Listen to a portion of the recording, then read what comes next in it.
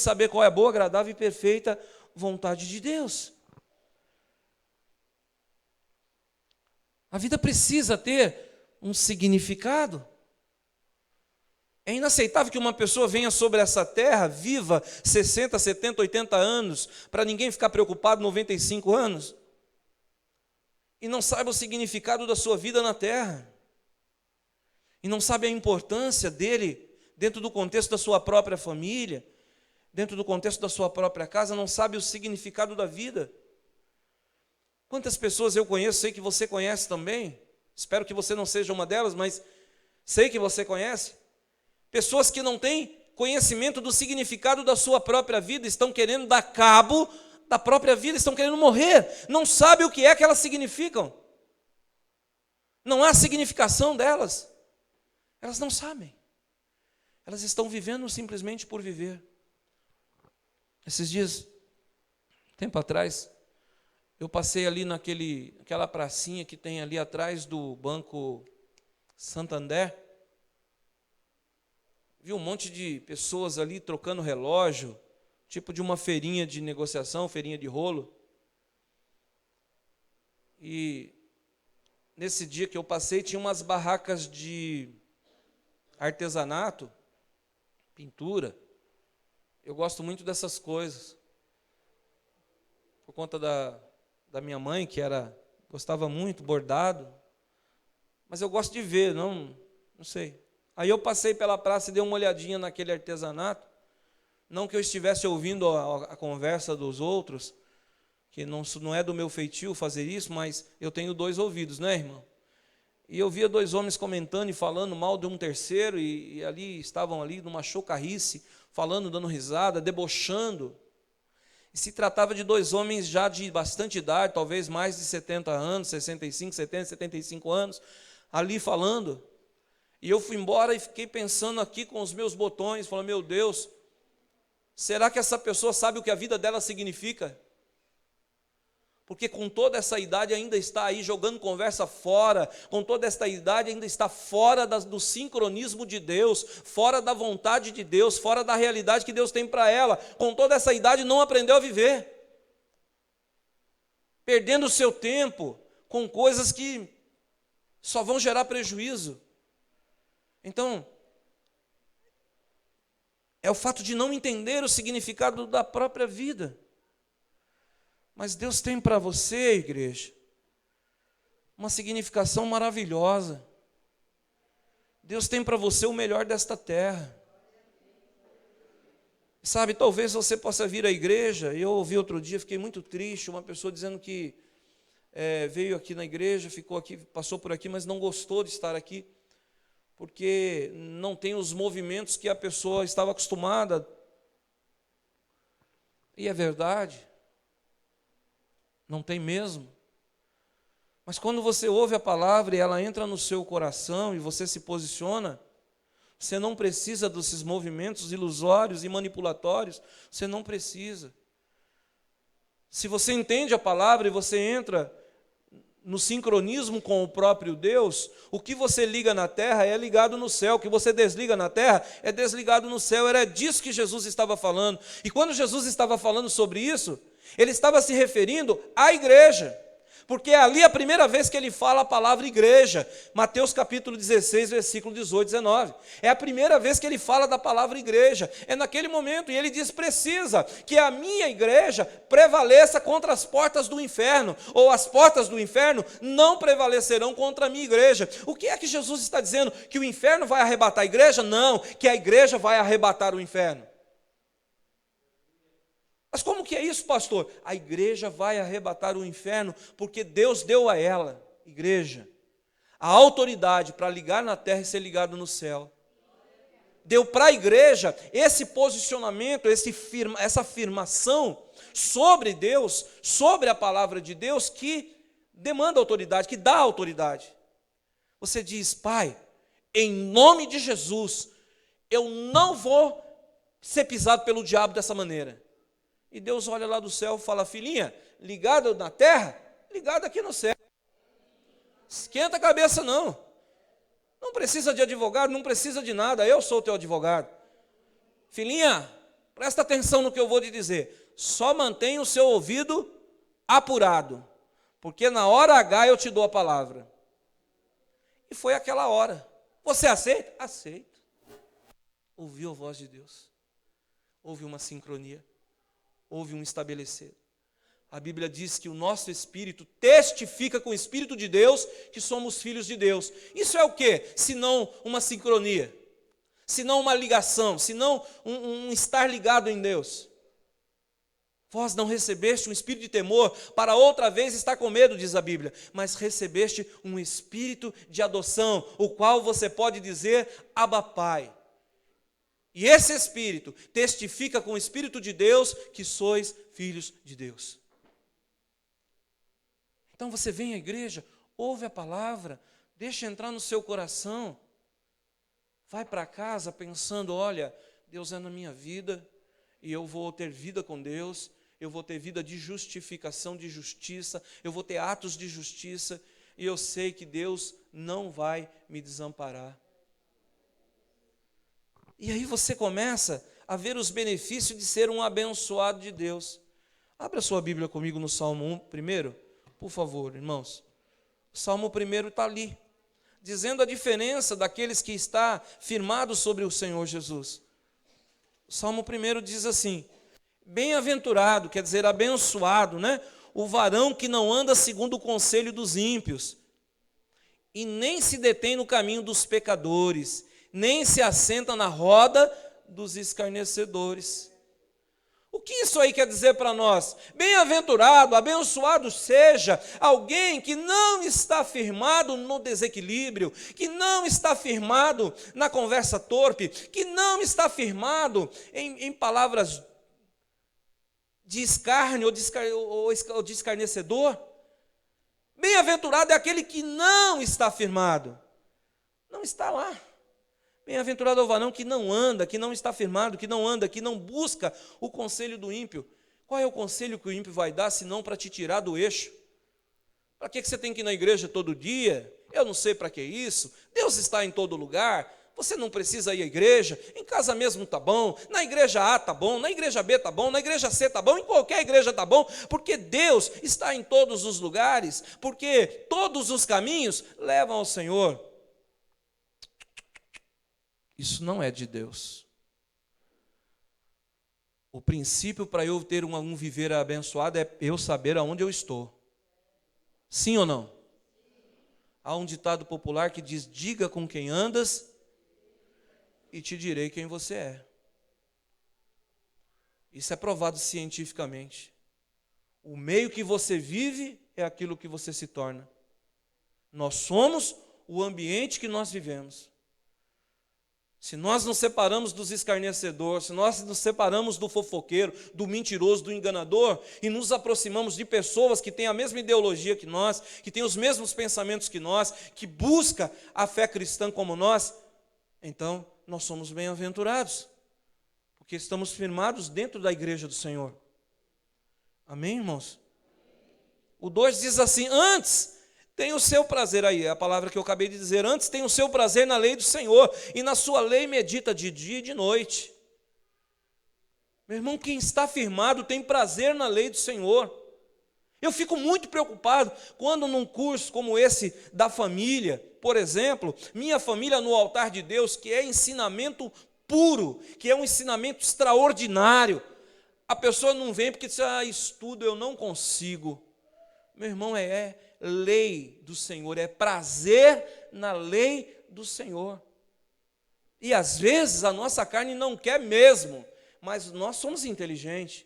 A nossa fé é uma fé inteligente, é uma fé racional. A minha carne não quer, mas vai fazer bem para mim. Nem sempre os remédios que curam são doces. Na maioria das vezes são amargosos. Na maioria das vezes são injeção que dói muito. Sim ou não? Mas cura. Mas cura, você toma um remédio amargo, normalmente cura o fígado. Mas é ruim de beber. Assim como sentar para escutar, muitas vezes, uma ministração em prol da família, não é agradável e nem confortável, principalmente porque na maioria das vezes nós estamos fazendo errado. Então a palavra vem e confronta, vem e confronta, vem e confronta. Esta é a função da palavra, confrontar. e nos alinhar, e nos colocar no eixo, para que a gente receba o sincronismo de Deus em nós. Você está entendendo o que eu estou dizendo, igreja? Essa é a vontade de Deus.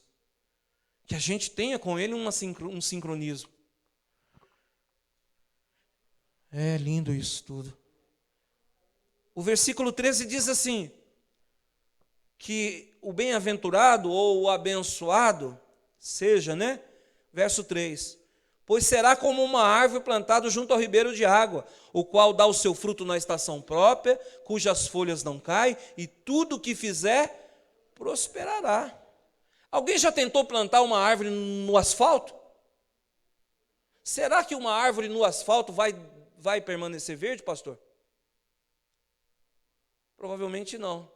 Vai morrer e vai secar. A árvore tem que estar plantada no lugar úmido.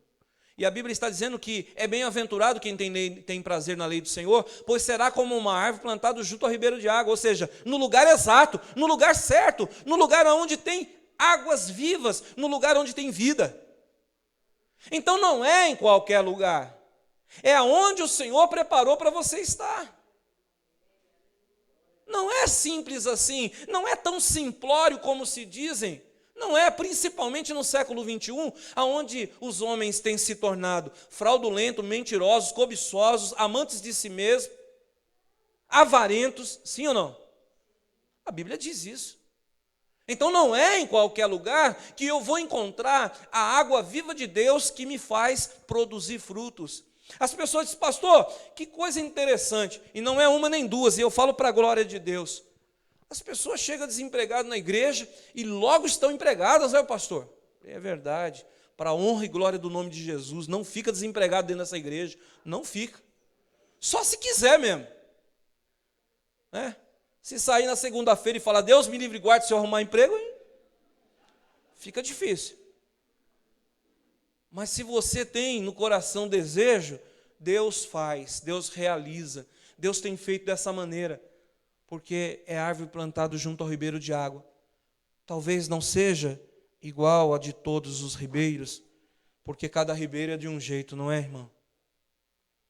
Nenhum rio é igual ao outro. O verso 5 diz assim, verso 4, não são assim os ímpios, mas são como a moinha que o vento espalha, pelo que os ímpios não subsistirão no juízo, nem os pecadores,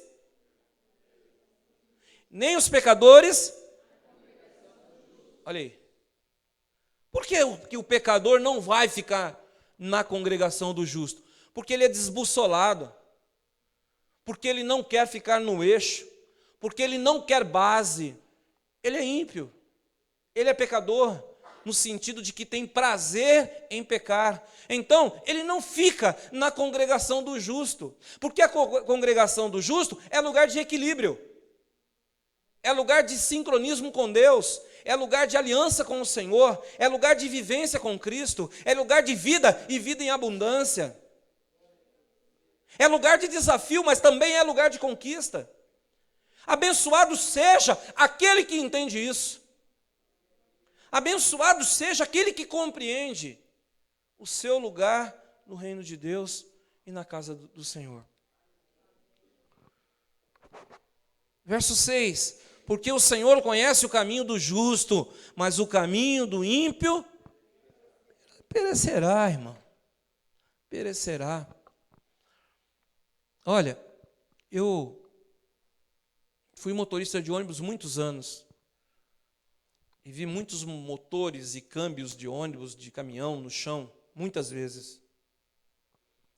E eu ficava maravilhado quando vi uma caixa de câmbio, ou uma caixa de transmissão, que é o nome mais moderno que se dá hoje. Eu ficava maravilhado, porque é um conjunto de engrenagem funcionando. E é muito importante porque tem uma peça que chama sincronizado. Já ouviu falar? Quem é mecânico, quem sabe o que é sincronizado do câmbio? As pessoas que teve caminhão ou que mexeu com isso sabem. O Wagner, né, Wagner? Sabe o que é sincronizado, né? Qual que é a função do sincronizado? Ele é que nem um anelzinho assim, de metal.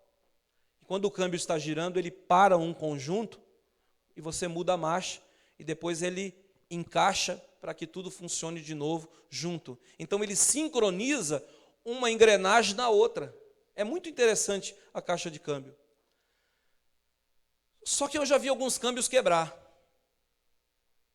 Às vezes a pessoa que monta não coloca os retentores, ou não coloca os rolamentos de maneira correta, principalmente no eixo que se chama eixo piloto, é o eixo central.